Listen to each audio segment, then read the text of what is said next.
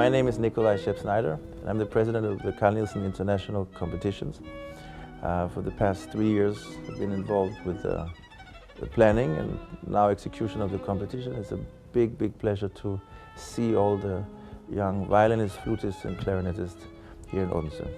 To me, Carl Nielsen was, apart from his musical genius, his lyrical abilities, I think he was a humorist at heart, which came from his childlike, even childish sometimes, nature. I think it's something that's good for all of us to remember. He retained this rebellious spirit throughout his life in all his compositions. You always felt an act of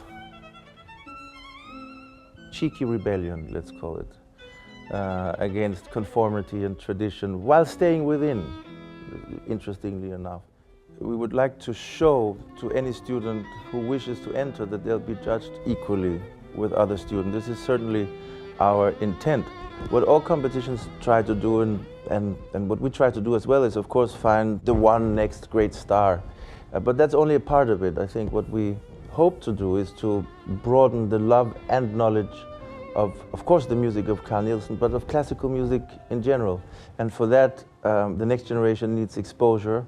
And the competition provides a great sort of sense of event, you know, like an Olympics or a World Championship, something that brings attention to a cause. And the cause is music, and the cause is Nielsen's music.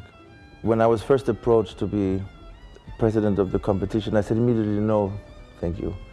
And then I hung up the phone, and for about a day or so, I didn't think about it. And then it came back to me, and I thought, why did I say no?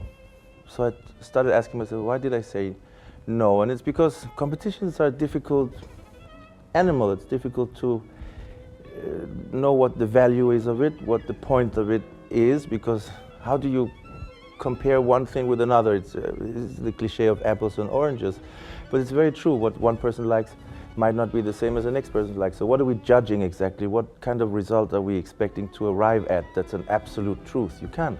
So I thought about the ways that I didn't like what I had seen as a contestant myself. Then I thought there's always allegations, usually all it is, but allegations of improprieties.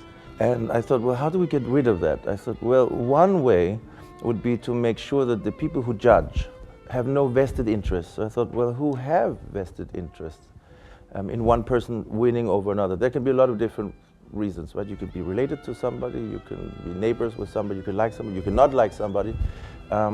Or you can teach. So I thought, well, what happens if we don't have teachers on the jury? I thought, could be interesting. It's incredibly easy for the human mind to be influenced. And I thought, well, let's try to remove as many of those external stimuli as possible.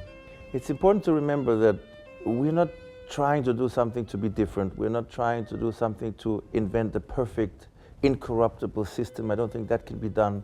We're not trying to do something to set us apart or be better.